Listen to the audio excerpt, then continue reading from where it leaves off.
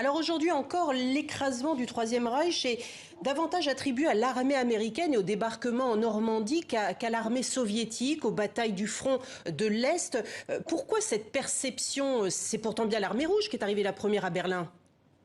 Absolument. Je vais quand même rappeler deux chiffres. Sur les 5 500 000 soldats allemands tués durant la Seconde Guerre mondiale, 4 millions sont tombés contre l'armée soviétique.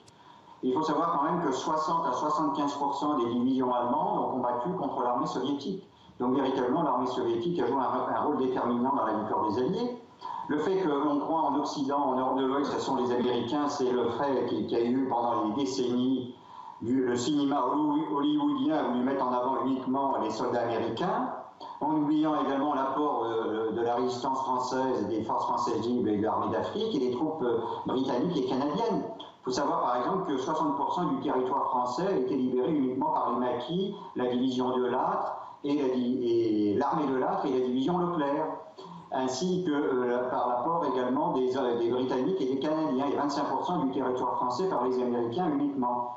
Donc véritablement, on a été victime, je dirais, de la propagande du cinéma américain durant des décennies. Oui, c'est ce que j'allais dire. C'est un peu lié aussi à cette idée qui est ancrée, qu'un lien existe entre les démocraties occidentales et le combat universel pour la liberté, dont ne ferait pas la Russie, dont ne ferait pas partie la Russie.